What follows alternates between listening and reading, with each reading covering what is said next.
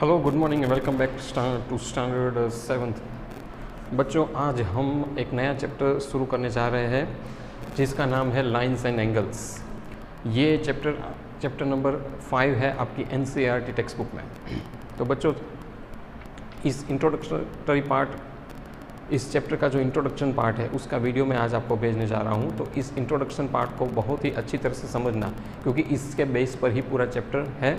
तो ये जो है इंट्रोडक्टरी पार्ट, वो आपको क्लियर हो जाना चाहिए, वो बहुत इंपॉर्टेंट बन जाता है। तो बच्चों, यहाँ पे इंट्रोडक्शन पार्ट में लाइंस एंड एंगल्स आपको ऑलरेडी पता है, नाम है लाइंस। लाइन किसको कहते हैं वो ऑलरेडी आपने लोअर ग्रेड्स में पढ़ लिया है। एंगल्स भी क्या है वो भी पढ़ लिया है, टाइप्स ऑफ एंगल्स भी पढ़ लिया है।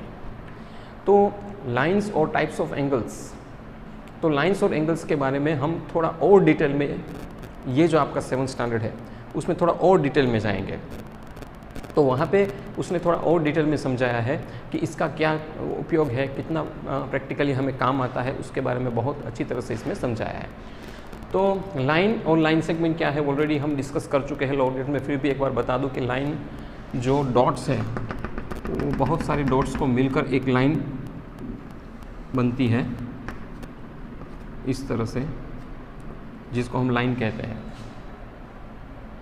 और अगर मैं 2 एरोज़ न लगाऊं और यहाँ से एंड पॉइंट्स करके नाम दे दूं AB, तो ये लाइन सेगमेंट है। तो लाइन सेगमेंट लाइन का ही भाग है, लेकिन ये लाइन हमारी प्रैक्टिकल लाइफ में बहुत जगह पर काम आती है। आप हर जगह पर लाइन का कॉन्सेप्ट देखेंगे। जैसे कि आपका ये बोर्ड है, देखो तो बोर्ड पूरा लाइन से बना हुआ है, यही बोर्ड। आपकी स्केल में लाइन है, आपकी बेंचेस पर लाइन है, आपके डोर्स में लाइन है, आपके स्विच बोर्ड में लाइन है, आपकी दीवारों पर लाइन है। Everywhere line is that means कि लाइन बहुत ही फंडामेंटल कॉन्सेप्ट है हमारे ज्योमेट्री का। बेसिकली ये भी ज्योमेट्री का ही चैप्टर है। तो फंडामेंटल कॉन्सेप्ट देखें तो पॉइंट के बाद लाइन आता है, क्योंकि लाइन हर जगह पर पाओगे आप। लाइन के बिना कोई भी चीज़ बनाना ऑलमोस्ट नामुमकिन है। तो ये लाइन को जानना बहुत ज़रूरी है। इससे क्या क्या बनता है, कैसे कैसे हम उसको उपयोग में ले सकते हैं, उसको जानना बहुत बहुत ज़रूरी है। तो लाइन क्या है, लाइन सेगमेंट क्या है, वो तो ऑलरेडी आप पढ़ चुके हो लोअर ग्रेड्स में। आपके 6th स्टैंडर्ड में भी ये कॉन्सेप्ट था ही, बेसिक एलिमेंट्री शेप्स में, इसलिए उसको हम डिटेल में बहुत नहीं जाएंगे। लेकिन अब हम जाएंगे एंगल्स के बारे में। तो एंगल्स आपको ऑलरेडी पता है कि जब 2 रेज एक पर्टिकुलर पॉइंट पर मिलते हैं तो एंगल बनता है। एंगल का भी जो भी कुछ बेसिक और फंडामेंटल कॉन्सेप्ट आपने ऑलरेडी सीख लिया है 6th स्टैंडर्ड में, तो वो फंडामेंटल पॉइंट को हमें नहीं पकड़ना है यहाँ पे, वो आप सीख चुके हो ऑलरेडी लोअर ग्रेड्स में। आपको याद दिला दूँ, सिर्फ रिफ्रेश किया है कि इसको एंगल कहते हैं। और एंगल भी आपको लाइफ में देखोगे, जहाँ हर जगह पर, बहुत सारी जगह पर आप एंगल पाओगे, एवरीवेयर। तो एंगल भी बहुत इंपॉर्टेंट चीज़ है, बहुत ही उपयोगी चीज़ है। 2 कोने मिलते हैं वहाँ पे एंगल, आप अपनी दीवारों पर एंगल पाओगे, आप डोर्स विंडोज़ में एंगल पाओगे, आप अपनी टेबल पर एंगल पाओगे, बुक्स में एंगल पाओगे, हर जगह पर एंगल। जैसे कि मेरी बुक है, तो ये और ये उसने एंगल बनाया यहाँ पे, ये बुक्स में एंगल बना। देखो यहाँ पे जो लाइन मिलती है, कोना बनता है, वो एंगल। मतलब इन शॉर्ट अगर मैं बताऊँ कि जहाँ जहाँ भी कोना बनता है वहाँ पे एंगल बनता है। तो एंगल बहुत ही इम्पोर्टेंट चीज़ है। तो हमने टाइप्स ऑफ एंगल्स पढ़े थे लोअर ग्रेड्स में, जहाँ पे acute, obtuse, right angle, straight angle, reflect angle, उसका कॉन्सेप्ट ऑलरेडी पढ़ चुके हैं 6th स्टैंडर्ड में। उसकी बात हम नहीं करनी है, लेकिन यहाँ पे हम कॉम्प्लीमेंट्री एंगल्स और सप्लीमेंट्री एंगल्स की बात करेंगे। तो कॉम्प्लीमेंट्री एंगल्स क्या है? 2 पेयर, एक pair, not 2 pair, sorry, a pair of angles, मतलब कोई जोड़, 2 एंगल, उनका मेजरमेंट का टोटल, इनका और इनका 90 डिग्री बनता है, तो वो कॉम्प्लीमेंट्री एंगल कहा जाता है। शर्त यह है कि वो 90 डिग्री बनना चाहिए। अंडरस्टूड बच्चों? तो हो सकता है कि ये 60 हो और ये 30 हो, तो 60 + 30 90 हो गया। तो ये पेयर, इस पेयर को मैं कॉम्प्लीमेंट्री एंगल्स की पेयर बोलूँगा। सिमिलरली सप्लीमेंट्री एंगल्स का टोटल 180 होता है। मतलब ऐसी 2 पेयर ऑफ एंगल्स जिसका टोटल 180 आए, जिस तरह यहाँ पे 90 आता था इस तरह यहाँ पे 180 आए, तो उसको हम बोलेंगे सप्लीमेंट्री एंगल्स। तो कोई भी हो सकता है, जैसे कि यहाँ 120 है, मानो यहाँ पे 60 है और ये 120 है,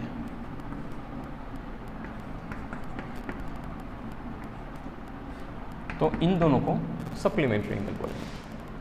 टोटल इन शॉर्ट 180 होना चाहिए, न ज़्यादा न कम। तो आपने complementary angle, pair of complementary angles, pair of supplementary angles, इसके बारे में आपको अब जानकारी हो चुकी। तीसरा है लीनियर पेयर। बच्चों लीनियर पेयर का मतलब क्या होता है? लीनियर पेयर मतलब कोई एक स्ट्रेट लाइन पर अगर मैंने इस तरह से दो एंगल्स बने, देखो यहाँ पे एक एंगल बना, यहाँ पे दूसरा एंगल बना, दो एंगल्स एक सिंगल लाइन पर, स्ट्रेट लाइन सिंगल लाइन हो, उसके ऊपर अगर कोई दो एंगल्स बन रहे हैं तो वो दो एंगल्स का टोटल 180 बनता है, तो उसको लीनियर पेयर कहते हैं। तो इस एंगल और ये एंगल दोनों का टोटल बन के 180 बनना चाहिए, that is called linear pair. Linear pair बहुत इंपॉर्टेंट है, आगे जाके आपको बहुत काम आएगा। तो लीनियर पेयर का कॉन्सेप्ट हमेशा दिमाग में रखना, हर एक कॉन्सेप्ट दिमाग में रखना, क्योंकि जैसे जैसे आप मैथ्स पढ़ोगे आगे तो ये सब चीज़ें तो आपको काम में आएगी ही आएगी। तो this is called linear pair. I hope you understand this, कि आपको ये समझ में आया हो। इन शॉर्ट एक ही लाइन पर दो एंगल्स बने, उनका टोटल 180 ही होता है हमेशा, और 180 को लीनियर पेयर कहते हैं। अब एडजेसेंट एंगल की बात करेंगे हम। तो एडजेसेंट एंगल मतलब क्या? ऐसे दो एंगल्स जो कॉमन वर्टेक्स शेयर कर रहे हो और कॉमन आर्म शेयर कर रहे हो, उसको एडजेसेंट एंगल करें, मतलब बाजू बाजू का। अब देखो ये जो एंगल है और ये जो एंगल है, उन दोनों का वर्टेक्स मतलब ये कोना दोनों का कॉमन है, दोनों एंगल के लिए एक ही कोना है, और ये दो एंगल, ये एंगल और एंगल, इनका ये आर्म भी कॉमन है बीच वाला। तो ऐसे पेयर को, एंगल्स को हम एडजेसेंट एंगल्स की पेयर कहते हैं। जैसे कि आपका जो स्टेयरिंग होता है, स्टेयरिंग आपने देखा है ना कार का, ऐसा होता है, तो उसमें एडजेसेंट एंगल बनते हैं क्योंकि बाजू बाजू के हैं, दोनों का वर्टेक्स कॉमन, शेयर करते हैं कॉमन आर्म, तो एडजेसेंट एंगल है। आपकी बुक में भी मैं एडजेसेंट एंगल दिखा सकता हूँ। जैसे कि मैंने ये किया, इस तरह बुक के 3 पार्ट किए, इस तरह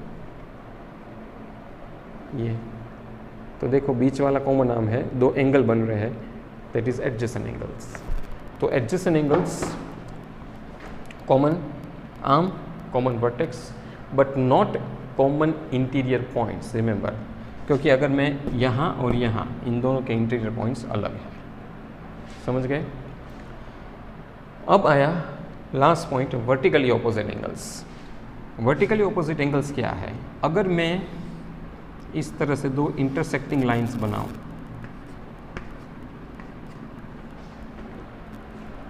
तो दो ऑपोजिट एंगल्स, ये दो और ये दो, ये चार मिलाकर वर्टिकली ऑपोजिट एंगल्स बनाते हैं।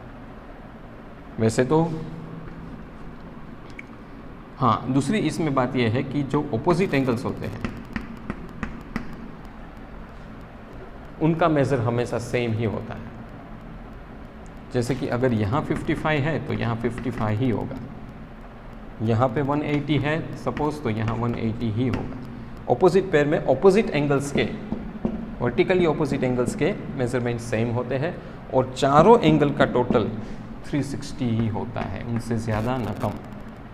तो ऐसे एंगल्स को हम वर्टिकली ऑपोजिट एंगल्स कहेंगे। वेरी इंपॉर्टेंट, ये भी बहुत इंपॉर्टेंट है। तो जहाँ पे क्रॉस आता है वो चारों चार वर्टिकली ऑपोजिट एंगल्स है।